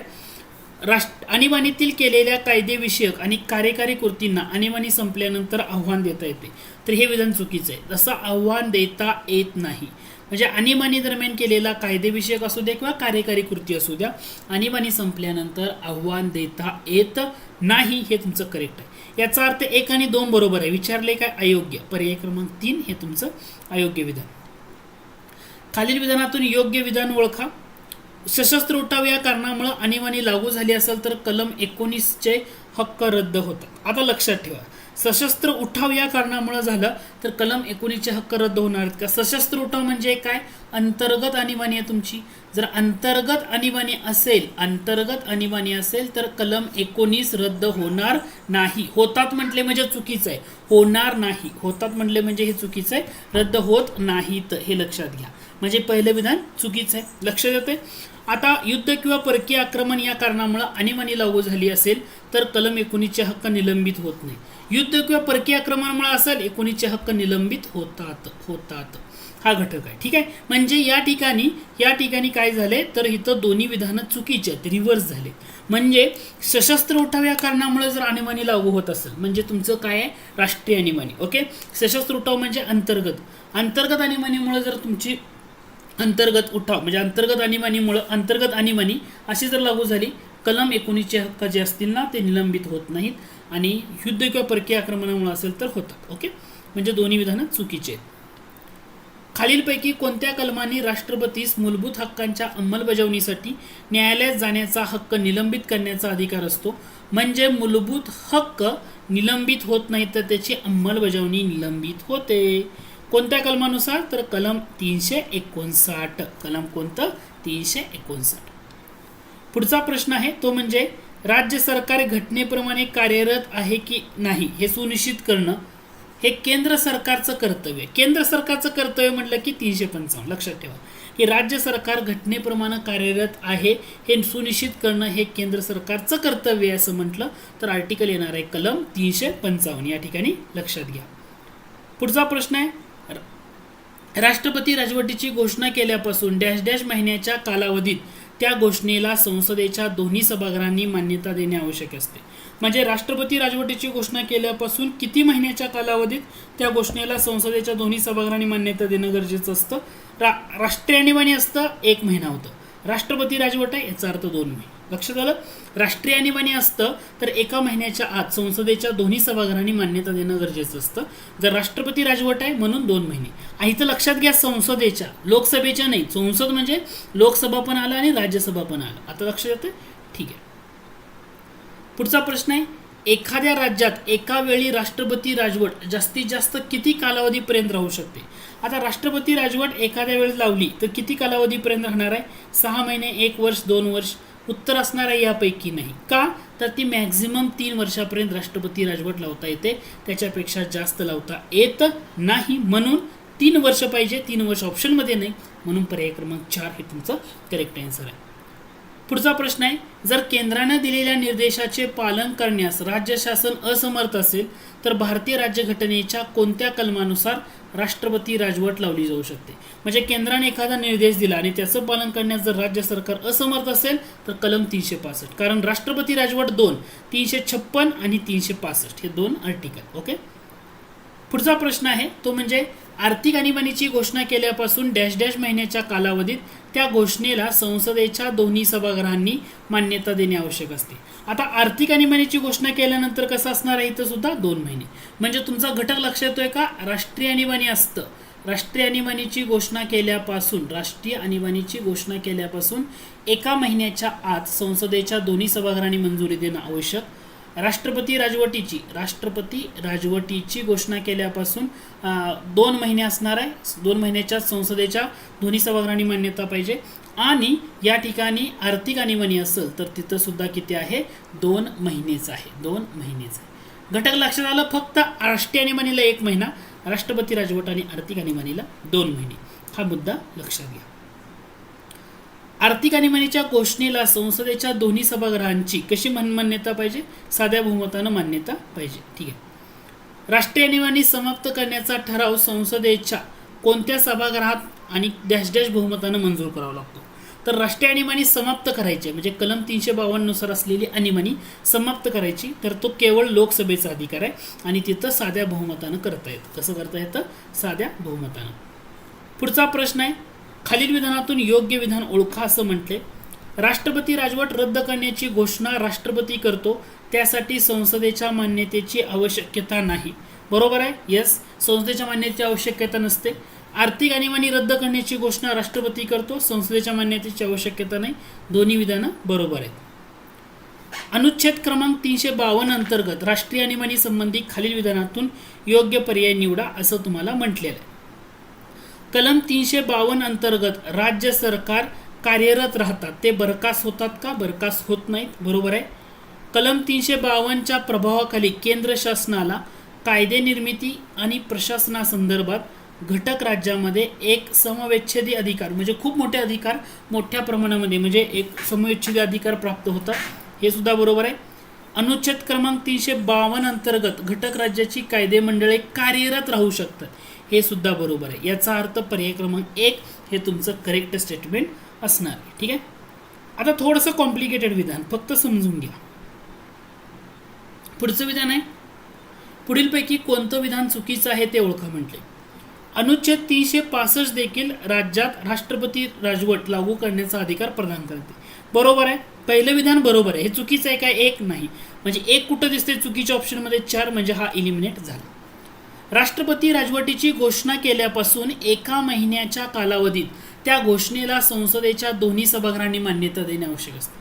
राष्ट्रपती राजवटीची घोषणा केल्यापासून 1 महिना येतो का, नाही. 2 महिन्याच्या आत. 2 महिने इथं पाहिजे होतं, 2 महिने. 1 महिना नको. याचा अर्थ दुसरं विधान चुकीचं आहे. म्हणजे दुसरं विधान चुकीचं आहे म्हणजे दुसरं विधान चुकीचं या 2 ठिकाणी, इथं नाही. म्हणजे हा ऑप्शन पण इलिमिनेट झाला. तुम्हाला चुकीचं ओळखायचं आहे ना, म्हणजे एक तर 2 किंवा 2-3 हे विधान असणार आहे. म्हणजे जर संसदेच्या दोन्ही सभागृहांनी मान्यता दिली तर पुढील 1 वर्षापर्यंत राष्ट्रपती राजवट लागू राहते. संसदेच्या दोन्ही सभागृहांनी मान्यता दिल्यानंतर 1 वर्षापर्यंत येणार आहे का, नाही. 6 महिने. याचा अर्थ हे सुद्धा तुमचं चुकीचं आहे. ओके. 6 महिन्यानं परत असं मॅक्झिमम 3 वर्षापर्यंत जाऊ शकता. 1 वर्ष दिले म्हणजे या ठिकाणी हे पण चुकीचं आहे.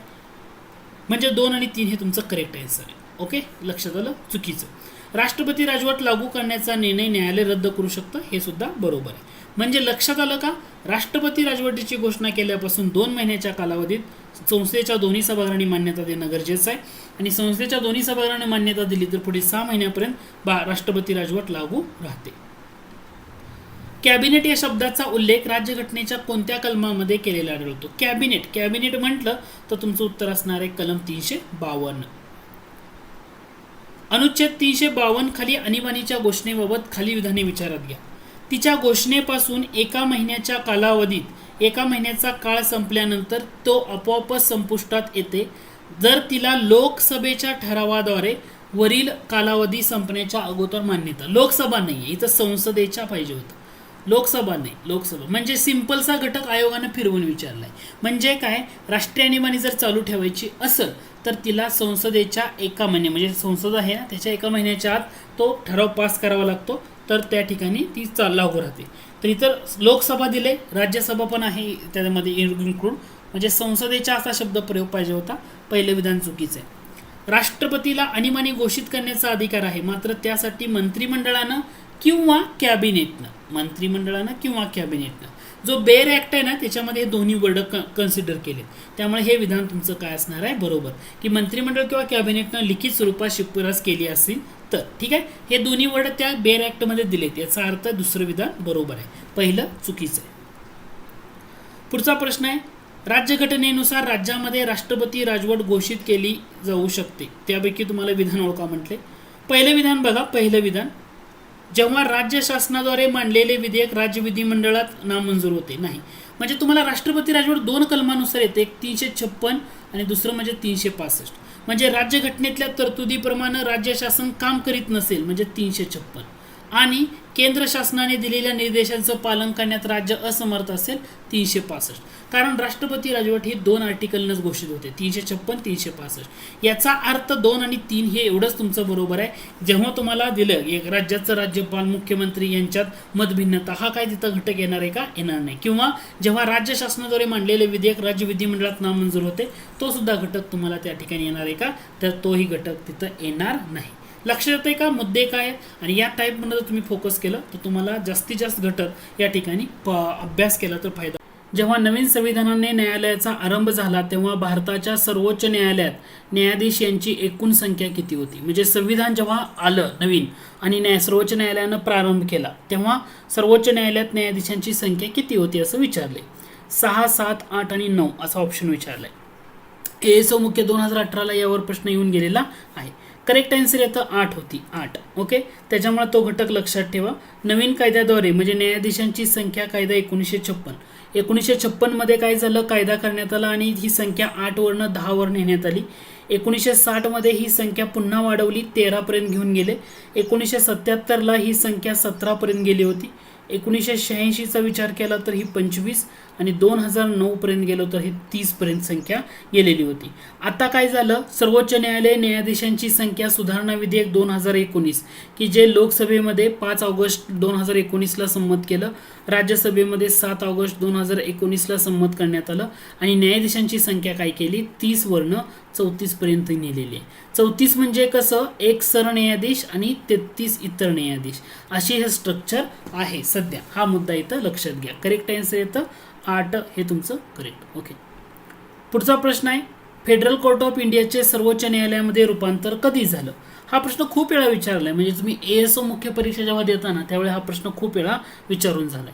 करेक्ट आन्सर आहे याचं 28 जानेवारी 1950. लक्षात घ्या, 28 जानेवारी 1950 फेडरल कोर्ट ऑफ इंडियाचं सर्वोच्च न्यायालयामध्ये रूपांतर झालं. फेडरल कोर्ट ऑफ इंडियाची स्थापना कधी झाली असं विचारलं, 1 ऑक्टोबर 1949 हे लक्षात असू. 1937 ऑक्टोबर 1937. पुढचा प्रश्न आहे, भारताच्या सर्वोच्च न्यायालयातील न्यायाधीशपदी नियुक्ती होण्यासाठी खालीलपैकी कोणत्या पात्रतेचा निकष आवश्यक नाही ते ओळखा. आता निकष म्हणजे काय, सर्वोच्च न्यायालयातल्या न्यायाधीशपदी जाण्यासाठी त्या व्यक्तीनं काय केलं असावं, उच्च न्यायालयामध्ये 5 वर्ष न्यायाधीश असावा. डेफिनेटली पहिला मुद्दा लक्षात घ्या, उच्च न्यायालयामध्ये त्या व्यक्तीनं 10 वर्ष वकिली केलेली असावी. 5 वर्ष काय न्यायाधीश, 10 वर्ष काय वकिली हा करीत असावा. म्हणजे दुसरं विधान सुद्धा तुमचं काय असणार आहे या ठिकाणी बरोबर असणार आहे. त्या राष्ट्रपतीच्या मते तो नावाजलेला कायदेतज्ञ असावा. आता हे सर्वोच्च न्यायालयाच्या बाबतीमध्ये म्हटलं आणि इथंच तुम्हाला उच्च न्यायालयाच्या बाबतीमध्ये विचारलं तर उच्च न्यायालयाच्या न्यायाधीशाच्या बाबतीमध्ये ना हा पात्रतेचा निकष पाहायला मिळत नाही की राष्ट्रपतीच्या मते तो नावाजलेला कायदेतज्ञ असावा. आता सर्वोच्च न्यायालयाच्या न्यायाधीशपदी जाण्यासाठी व्यक्तींना वयाची काय अट दिली आहे का? नाही, म्हणून पर्याय क्रमांक 3 हे तुमचं करेक्ट आन्सर. लक्षात आलं का? 5 वर्ष न्यायाधीश उच्च न्यायालय, 10 वर्ष वकिली आणि राष्ट्रपतींच्या मते तो नावाजलेला कायदेतज्ञ असावा. अशा पद्धतीनं तुमचं उत्तर राहिलं असतं. ठीक आहे, पुढचा प्रश्न आहे, थोडासा मोठा प्रश्न आहे, समजून घ्या. एखादी व्यक्ती सर्वोच्च न्यायालयाच्या न्यायाधीश म्हणून नियुक्ती पात्र असणार नाही जर ती व्यक्ती भारतीय नागरिक असल्याशिवाय. म्हणजे तुम्हाला पात्रतेचाच मुद्दा विचारलाय. म्हणजे एखाद्या उच्च न्यायालयाची अशा 2 किंवा अधिक न्यायालयांची सलगपणे निदान 5 वर्ष न्यायाधीश. म्हणजे तुम्हाला काय म्हटले, उच्च न्यायालयामध्ये 5 वर्ष न्यायाधीश असावं ही पहिली पात्रता, म्हणजे पहिलं विधान बरोबर आहे. किंवा एखाद्या उच्च न्यायालयाच्या अथवा 2 किंवा अधिक न्यायालयांचा निदान 10 वर्ष अधिवक्ता म्हणजे वकील असावं. डेफिनेटली आहे. म्हणजे 5 वर्ष न्यायाधीश, 10 वर्ष वकील, दोन्ही अटी बसतात. राष्ट्रपतीच्या मते तो विख्यात कायदेपंडित असावा, ते सुद्धा बरोबर आहे. याचा अर्थ वरीलपैकी सर्व विधान बरोबर आहेत. मगाच्याच प्रश्नाला हे हा प्रश्न हा ॲज इट इज वाक्यरचना ASO मुख्य 2018ची कधीच्या ASO मुख्य 2018. पण तोच घटक आहे, फिरून फिरून तुम्हाला विचारला जातोय, तो घटक तुम्ही या ठिकाणी लक्षात घ्या. ठीक आहे, हे एकदम सिंपल आहे. पुढचा प्रश्न आहे तो म्हणजे भारताच्या सर्वोच्च न्यायालयाच्या न्यायाधीशांच्या महाभियोग प्रक्रियेसंबंधी पुढील विधानापैकी कोणतं विधान अयोग्य आहे. म्हणजे सर्वोच्च न्यायालयाचा जो न्यायाधीश आहे त्यांच्यावर जो पदावरून दूर करण्यासाठी महाभियोग प्रक्रिया वापरली जाते त्याच्या बाबतीमध्ये पहिलं विधान दिले, विचारले अयोग्य ओळखा. हे फॉरेस्ट मेन्स 2019ला प्रश्न विचारला होता. फॉरेस्ट मेन्स भारतीय संविधानाच्या अनुच्छेद 124 मध्ये महाभियोग प्रक्रियेचा उल्लेख करण्यात आलाय. बरोबर की चूक? 124 मध्ये महाभियोग प्रक्रियेचा उल्लेख बरोबर आहे. महाभियोगाच्या प्रक्रियेची पूर्वसूचना केवळ लोकसभेत, चुकीचं आहे. लोकसभा नाही, राज्यसभेत पण येऊ शकते. केवळ शब्द प्रयोग वापरलाय म्हणजे हे विधान चुकीचं आहे. सभागृहाचे सभापती अध्यक्ष महाभियोगाची सूचना स्वीकृत करायची की नाही ते ठरवतात. बरोबर आहे. न्यायाधीशांना पदावरून दूर करण्याचा आदेश कोण काढतात? राष्ट्रपतीच काढतात. हे सुद्धा बरोबर आहे. तुम्हाला विचारलं काय अयोग्य कोणतं? केवळ लोकसभेमध्ये महाभियोग प्रक्रियेची पूर्वसूचना सादर करता येत नाही, राज्यसभेमध्ये पण करता येते. केवळ शब्द प्रयोग, म्हणून पर्याय क्रमांक 2 हे तुमचं अयोग्य विधान असणार आहे. पुढचा प्रश्न आहे, खालीलपैकी कोणत्या अनुच्छेदानुसार सर्वोच्च न्यायालयास अगोदर दिलेल्या, म्हणजे सर्वोच्च न्यायालयानं अगोदर दिलेला जो निर्णय असेल किंवा एखादा आदेश असेल त्याचं पुनर्विलोकन करण्याचा अधिकार आहे. खूप महत्त्वाचा अधिकार आहे आणि याच्यावर परीक्षेला ना खूप वेळा विचारलं जातं की सर्वोच्च न्यायालयाचा जो एखादा डिसिजन सर्वोच्च न्यायालयानं निर्णय दिला तर त्याचं पुनर्विलोकन करण्याचा अधिकार सर्वोच्च न्यायालयाला मिळतो. तर ते आर्टिकल लक्षात घ्या, अनुच्छेद 137. हा आता इथं विचारलाय हा प्रश्न. हा ही वाक्यरचना कधीची आहे? वनसेवा मुख्य 2016ची. लक्षात घ्या, वनसेवा मुख्य 2016ची. आता हाच प्रश्न आयोगानं परत फिरवून कसा विचारलाय तो बघा. भारतीय राज्यघटनेच्या कोणत्या अनुच्छेदानुसार सर्वोच्च न्यायालयाला स्वतःचे आदेश व निकालाचा पुनर्विचार करण्याचा अधिकार आहे? आणि हे विचारलं होतं मागच्या वर्षी, म्हणजे PSI 2019 मध्ये हा प्रश्न विचारला होता. मग कोणता असणार आहे? 137 की दिलेल्या स्वतःच्या निर्णयाचं, आदेशाचं किंवा निकालाचं पुनर्विचार करण्याचा अधिकार म्हणजे 137. म्हणजे हे दोन्ही प्रश्न नक्की लक्षात घ्या की तुम्हाला पुनर्विलोकन अधिकार सर्वोच्च न्यायालयानं जर अगोदर एखादा डिसिजन दिला असेल किंवा निर्णय दिला असेल किंवा आदेश काढला असेल त्याचा पुनर्विलोकन करण्याचा अधिकार कलम 137 दिलेला आहे. आणि हा 2-3 वेळा प्रश्न रिपीट झालाय म्हणून घटक लक्षात घ्या. कलम डॅश डॅश प्रमाणे भारतीय राष्ट्रपतींना कायद्याचा किंवा तथ्याचा प्रश्न उपस्थित झाल्यास सर्वोच्च न्यायालयाशी सल्लामसलत करण्याचा अधिकार. आता राष्ट्रपती सर्वोच्च न्यायालयाशी सल्लामसलत कधी करतात? 143 आर्टिकलनं. त्या आर्टिकल फक्त लक्षात घ्या, महत्त्वाचं आहे. आता इतर 2 आर्टिकल सांगतोय त्याच्याकडे फक्त लक्ष द्या. ओके, इतर 2 आर्टिकलमध्ये आता तुम्हाला यामध्ये मुद्दा काय येतो बघा. ठीक आहे, 124 ते 147. ठीक आहे, प्रश्न होता भारतीय राज्यघटनेचे कलम डॅश डॅश भारताच्या सर्वोच्च न्यायालयाच्या अतिरिक्त अधिकारांची घोषणा करतं. आता अतिरिक्त अधिकारांची घोषणा करतं असं तुम्हाला दिले, ऑप्शन दिले 160, 140, 170 आणि 180. तुम्हाला एक माहित आहे ना की तुम्हाला याचं करेक्ट आन्सर काय असणार आहे? 140. का बरं? कारण 124 पासून ते 147 पर्यंत बरोबर आहे का सर्वोच्च न्यायालयाच्या संदर्भात असणारे आर्टिकल कोणती असं जर तुम्हाला विचारलं, कारण सर्वोच्च न्यायालय म्हणलं की भाग 5 मध्ये येतं आणि भाग 5 ओके, आणि आर्टिकल 124 ते 147. 124 ते 47 पैकी कोणता ऑप्शन आहे? पहिला नाही आहे, तिसरा नाही आहे, चौथा नाही आहे, म्हणून पर्याय क्रमांक 2 हे तुमचं करेक्ट आन्सर आहे. आता हा का सांगतो तुम्हाला? कारण हे आयोगाने विचारले. कधी विचारले? मागच्या वर्षी राज्यसेवा मुख्याला विचारलं 2019ला. लक्षात ठेवायला सोपं पडतंय की नाही? ओके, ठीक आहे. पुढचा प्रश्न आहे, विशेष परवानगी अपिलाची दखल घेण्यास सर्वोच्च न्यायालय संविधानाच्या कोणत्या अनुच्छेदानुसार सक्षम असतं? म्हणजे विशेष परवानगी अपील म्हटलं 136 एवढं पाठ करून ठेवा. त्याच्यानंतर पुढचा घटक आहे तो म्हणजे संविधानाच्या डॅश डॅश अनुच्छेदानुसार सर्वोच्च न्यायालयानं जाहीर केलेला कायदा. म्हणजे समजा सर्वोच्च न्यायालयाने एखादा कायदा जाहीर केला, भारताच्या भूप्रदेशाच्या सर्व न्यायालयांना बंधनकारक असेल. म्हणजे सर्वोच्च न्यायालयाने एखादा कायदा जाहीर केला असेल तर भारताच्या भूप्रदेशाच्या सर्व न्यायालयांना तो बंधनकारक असतो. हे कुठल्या कलमामध्ये सांगितलंय? तर ते सांगितलं होतं कलम 141 मध्ये. हा घटक फक्त महत्त्वाचा आहे. आता लॉजिकल प्रश्न खूप वेळा रिपीट होतोय बघा. तो प्रश्न खूप वेळा रिपीट म्हणजे तुम्हाला इथं बघायला मिळेल एवढ्या वेळा रिपीट झालाय. भारतीय राज्यघटनेतील कोणत्या तरतुदी न्यायालयाच्या स्वतंत्रतेशी संबंधित आहे? न्यायालयाची स्वतंत्रता याच्याबद्दल संदर्भात आहेत. न्यायाधीशांची नियुक्ती व पदोच्चती स्वतंत्रतेशी संबंधित आहे. कार्यकाळाची सुरक्षा दिली आहे. वेतन सेवा शर्ती आहे, किंवा अवमानाबाबत शिक्षा करण्याचा अधिकार. रिसेंटली चर्चेत होतं प्रशांत भूषण यांचं प्रकरण, न्यायालयाचा अवमानाबाबत शिक्षा देण्याचा अधिकार, 1 रुपया शिक्षा दिली आणि तो मुद्दा चर्चेत होता. म्हणजे या ठिकाणी वरीलपैकी सर्व बरोबर आहे. न्यायालयीन स्वतंत्रतेशी संबंधित कोणत्या कोणत्या गोष्टी आहेत? न्यायाधीशांची नियुक्ती आणि पदोच्युती, कार्यकाळाची सुरक्षता, वेतन आणि सेवा शर्ती, आणि न्यायालयास अवमानाबाबत शिक्षा देण्याचा अधिकार. याचा अर्थ वरीलपैकी सर्व विधानं तुमची काय आहेत? बरोबर आहेत. पुढचा प्रश्न आहे, 2 राज्यातील वाद डॅश डॅश यांच्या अधिकार कक्षेत येतो. 2 राज्यामध्ये असणारा वाद कोणाच्या अधिकार कक्षेमध्ये येतो? कोणत्याही राज्याचं उच्च न्यायालय नाही, सर्वोच्च न्यायालयाचं मूळ अधिकार क्षेत्र, सर्वोच्च न्यायालयाचं अपीलीय. तर हे 2 राज्यामधला वाद असेल तर सर्वोच्च न्यायालयाचं मूळ अधिकार कक्ष याच्यामध्ये येतो. तुम्हाला असं विचारलं, सर्वोच्च न्यायालय आपलं सुप्रीम कोर्ट याचं सल्लागार अधिकार क्षेत्र भारतानं कोणत्या देशाच्या राज्यघटनेमधून घेतलं? सर्वोच्च न्यायालयाचं सल्लागार अधिकार क्षेत्र भारतानं कोणत्या देशाच्या राज्यघटनेमधून घेतलं? तर भारतानं कॅनडा देशाच्या राज्यघटनेमधून घेतले सर्वोच्च न्यायालयाचं सल्लागार अधिकार क्षेत्र. लक्षात येते, म्हणजे 2 राज्यामधला वाद म्हटले तुम्हाला, सर्वोच्च न्यायालयाचं मूळ अधिकार क्षेत्र हे तुमचं करेक्ट आन्सर असणार आहे. पुढचा प्रश्न आहे, महाराष्ट्र शासन आणि केंद्र सरकार यांच्यात कायदेशीर विवाद आहे, तो सोडविण्यासाठी महाराष्ट्र शासन सर्वोच्च न्यायालयात गेलं आहे. हा विवाद सर्वोच्च न्यायालयाच्या पुढील अधिकार कक्षेमध्ये येतो.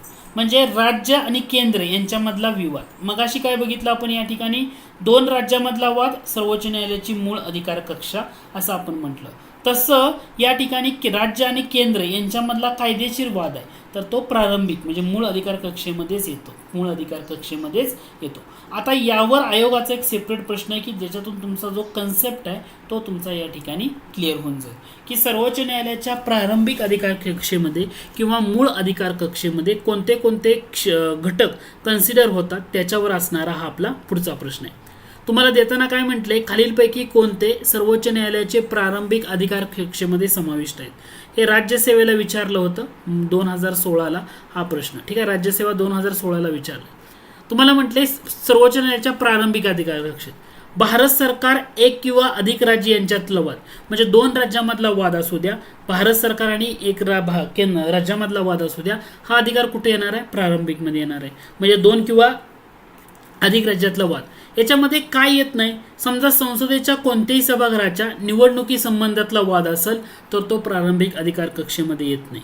किंवा दुसरा महत्त्वाचा घटक आहे आंतरराज्य पाणी परिविवाद. आंतरराज्य पाणी विवाद सुद्धा जरी 2 राज्यामधला असला, आंतरराज्य पाणी विवाद जरी 2 राज्यामधला असला तर तो भाग सर्वोच्च न्यायालयाच्या प्रारंभिक अधिकार कक्षेमध्ये येत नाही. म्हणजे 1 आणि 2 एवढं बरोबर आहे. लक्षात आलं का तुमच्या? म्हणजे 2 राज्यामधला जर वाद असेल, केंद्र सरकार आणि एका राज्यामध्ये किंवा केंद्र सरकार 1 आणि अधिक राज्यामध्ये असणारा वाद असेल तर तो सर्वोच्च न्यायालयाच्या प्रारंभिक अधिकार कक्षेमध्ये येतो. हे या ठिकाणी क्लिअर होऊन जातं. आता लक्षात आलंय का? ठीक आहे, पुढच्या प्रश्नाकडे जाऊया. पुढचा प्रश्न बघा, कोणते विवाद सर्वोच्च न्यायालयाच्या मूळ अधिकार न्याय कक्षेत येत नाही? खालीलपैकी कोणते विवाद सर्वोच्च न्यायालयाच्या मूळ न्याय कक्षेमध्ये येत नाहीत? राज्य सरकार, भारत सरकार आणि कोणतेही राज्य यामधला वाद हा येणार आहे का? डेफिनेटली येणार आहे. कोणतंही राज्य आणि स्वतंत्र नागरिक यांच्यामधला वाद असं येऊ शकतं का? 2 राज्यामध्ये असणारा वाद असेल, 2 राज्यामधला असणारा वाद असेल तर सर्वोच्च न्यायालयाच्या मूळ न्याय कक्षेत येणार आहे. परंतु एक स्वतंत्र नागरिक आणि राज्याचा वाद असेल तर तो येणार आहे का? येणार नाही. म्हणजे इथं नाही करूया. 2 राज्यामधला पाणी तंट्याचा विवाद आत्ताच बघितला आपण, आंतरराज्य पाणी विवाद हा मूळ न्याय कक्षेत येत नाही, म्हणजे नाही. 2 किंवा अधिक राज्यामधला आपापसामध्ये असणारा विवाद हा येऊ शकतो. याचा अर्थ तुम्हाला विचारलंय की मूळ न्याय कक्षेत काय येत नाही? 2 आणि 3 येत नाही. म्हणजे पर्याय क्रमांक 2 हे तुमचं करेक्ट आन्सर आहे. आता लक्षात आलंय का हा घटक? या घटकाला ना तुम्ही थोडंसं फोकस करा, खूप महत्त्वाचा आणि इम्पॉर्टंट पॉईंट आहे. ठीक आहे, पुढचा प्रश्न आहे, प्रत्येक राज्यात एक उच्च न्यायालय असेल असं भारतीय राज्यघटनेत म्हटले आहे, परंतु 2 किंवा अधिक राज्यासाठी संघराज्य प्रदेशासाठी संयुक्त न्यायालय स्थापनेचा अधिकार डॅश डॅश अन्वये संसदेला देण्यात आला. संयुक्त न्यायालय म्हटलं तर लक्षात ठेवा 7वी, 15वी, 42 की 44 घटनादुरुस्ती. करेक्ट आन्सर आहे 7वी घटनादुरुस्ती 1956. 2 किंवा अधिक घटक राज्यासाठी किंवा केंद्रशासित प्रदेशासाठी संयुक्त न्यायालय स्थापनेचा अधिकार संसदेला देण्यात आलेला आहे. ठीक आहे, पुढचा प्रश्न आहे, खालीलपैकी उच्च न्यायालयाच्या न्यायाधीशांच्या पात्रतेबाबत अयोग्य विधान ओळखा. उच्च न्यायालयाच्या न्यायाधीशांच्या पात्रतेबाबत अयोग्य विधान कोणतं आहे ते ओळखा. तो भारताचा नागरिक असला पाहिजे, बरोबर आहे. भारताच्या प्रादेशिक क्षेत्रात 10 वर्ष न्यायिक पदावर असली पाहिजे किंवा एक किंवा अधिक उच्च न्यायालयात मिळून 10 वर्ष सलग वकिली असली पाहिजे. बरोबर आहे ना. 10 वर्ष न्यायिक पदावर पाहिजे किंवा वकिली असताना 10 वर्ष पाहिजे. यापैकी अट असेल तरी तो उच्च न्यायालयाचा न्यायाधीश बनू शकतो. उच्च न्यायालयाच्या न्यायाधीशपदी नियुक्त होण्यासाठी किमान वय सांगितलंय का? नाही. म्हणजे हे सुद्धा बरोबर आहे. राष्ट्रपतीच्या मते तो निष्णात कायदेपंडित असावा. जसं सर्वोच्च न्यायालयाच्या बाबतीमध्ये सांगितलं, सर्वोच्च न्यायालयाचा जो न्यायाधीश असेल तर राष्ट्रपतीच्या मते तो निष्णात कायदेपंडित असावा. त्याचप्रमाणे उच्च न्यायालयाच्या बाबतीमध्ये ही तरतूद केलेली नाही राज्यघटनेमध्ये. भारतीय घटनेमध्ये राष्ट्रपतीच्या मते तो निष्णात कायदेपंडित असावा असं उच्च न्यायालयाच्या बाबतीमध्ये मेन्शन केलेलं नाही. राज्यघटनेमध्ये मेन्शन केलेलं नाही. म्हणून हे विधान चुकीचं आहे. म्हणून फक्त 3 हे काय असणार आहे तुमचं करेक्ट आन्सर या ठिकाणी असणार. लक्षात येतोय का मुद्दा? लक्षात येतोय का बघा, हे लक्षात घ्या. म्हणजे उच्च न्यायालयाचा न्यायाधीशांचा कार्यकाल म्हणजे राज्यघटनेमध्ये तो कार्यकाल सांगितला नाही, पण वयाची 62 वर्ष पूर्ण होईपर्यंत ते पदावर राहू शकतात आणि राष्ट्रपती अंतिम निर्णय त्यांच्या बाबतीतला घेतात. पुढचा प्रश्न आहे डॅश डॅश अन्वये उच्च न्यायालय न्यायाधीशांचं निवृत्तीचं वय 60 वर्ण 62 केलं. कोणत्या घटनादुरुस्तीनं? उच्च न्यायालय न्यायाधीशांचं निवृत्तीचं वय 60 वर्ण 62 15व्या घटनादुरुस्तीनं केलेलं होतं. पुढचा प्रश्न आहे सर्वोच्च न्यायालयाच्या सल्लादायी कार्यक्षेत्राचा उपयोग कोण करतं? सर्वोच्च न्यायालयाचा सल्लादायी कार्यक्षेत्र देण्याचा अधिकार राष्ट्रपती करतात. कारण संविधानाच्या कलम 143 नुसार एक कलम कोणता आहे? 143 राष्ट्रपतींना सल्ला व देण्याचा अधिकार देण्यात आला आहे या कलमानुसार. म्हणजे सर्वोच्च न्यायालयाला राष्ट्रपती सल्ला मागू शकतो. तर कोणत्या कोणत्या बाबतीमध्ये त्याच्या संदर्भातलं मेन्शन यामध्ये केले. म्हणून सल्लादायी अधिकार क्षेत्र सर्वोच्च न्यायालयाचं कोणत्या देशाच्या राज्यघटनेमधून घेतलं? कॅनडा देशाच्या. आणि याचा उपयोग कोण करतात? तर याचा उपयोग राष्ट्रपती करतात.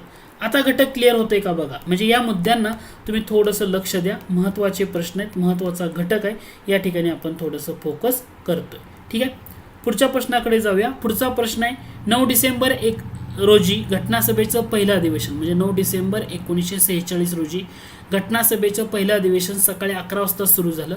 यावेळी हंगामी अध्यक्ष सच्चिदानंद सिन्हा यांची ओळख कोणी करून दिली? तर यांची ओळख करून दिली आचार्य कृपलानी यांनी. कोणी करून दिली? आचार्य कृपलानी. सच्चिदानंद सिन्हा सर्वात ज्येष्ठ असणारे व्यक्ती होते. केंद्रीय कायदे मंडळाचे पहिले उपाध्यक्ष होते 1921 मध्ये. पुढचा प्रश्न आहे डॉक्टर बाबासाहेब आंबेडकर घटनासभेवर सुरुवातीस कोणत्या प्रांतातून निवडून आले होते? सुरुवातीला ते बंगाल प्रांतातून निवडून आले आणि जेव्हा फाळणी झाली, फाळणीनंतर मतदारसंघ त्यांचा पूर्व पाकिस्तानात म्हणजे आत्ताच्या बांगलादेशमध्ये गेला. मग त्यानंतर महात्मा गांधी आणि डॉक्टर राजेंद्र प्रसाद यांनी पुढाकार घेतला आणि त्यांची बॉम्बे प्रांतातून पुन्हा त्यांना निवड करून घटनासभेवर आणलं होतं. कारण गांधीजींना एवढं माहिती होतं की हे जर काम पूर्ण पेलायचं असेल घटनेचं तर आंबेडकर शिवाय चांगला व्यक्ती दुसरा कोणच असू शकत नाही. झालं होतं काय तर बॉम्बे प्रांतामध्ये बॅरिस्टर जयकर यांनी राजीनामा दिला होता आणि त्या जागेवर नंतर त्यांना निवडून आणलं. कोणाला? डॉक्टर बाबासाहेब आंबेडकरांना. पण सुरुवातीस कोणत्या प्रांतातून होते? बंगाल प्रांतातून ते घटनासभेवर आलेले होते. पुढचा प्रश्न आहे जी. व्ही. मावळंकर यांची कायदे मंडळाचे अध्यक्ष म्हणून केव्हा निवड झाली होती? 17 नोव्हेंबर 1947. जी. व्ही. मावळंकर यांची निवड कधी झाली होती? 17 नोव्हेंबर 1947. पुढचा प्रश्न आहे भारतीय घटनेवर सर्वाधिक प्रभाव पुढीलपैकी कोणत्या दस्तऐवजाचा आहे असे म्हणता येईल? कोणता प्रभाव आहेत की सर्वाधिक जास्त तरतुदी आपण कशामधून घेतल्या? तर जवळपास 250 तरतुदी आपण भारत सरकारचा 1935चा कायदा याच्यातून घेतल्या. याचा अर्थ सर्वाधिक प्रभाव कशाचा आहे तर 1935चा भारत सरकारचा कायदा याचा त्या ठिकाणी प्रभाव असणार आहे. ठीक आहे. पुढचा प्रश्न आंतरराज्य व्यापार आणि वाणिज्य याबाबतचे स्वातंत्र्य आपण कोणत्या देशाच्या राज्यघटनेमधून घेतलं? संव्यास ऑस्ट्रेलिया देशाच्या राज्यघटनेतून काय घेतलं विचारलं तर संव्यास उत्तर ऑस्ट्रेलिया असणार. म्हणजे काय? संयुक्त बैठकीची तरतूद. म्हणजे जो संसदेच्या लोकसभा आणि राज्यसभेची जी संयुक्त बैठक तरतूद आहे, संयुक्त बैठकीची तरतूद ही आपण ऑस्ट्रेलियाकडं घेतली. म्हणजे व्यापार व वाणिज्याचे स्वातंत्र्य ऑस्ट्रेलियाकडं घेतलं.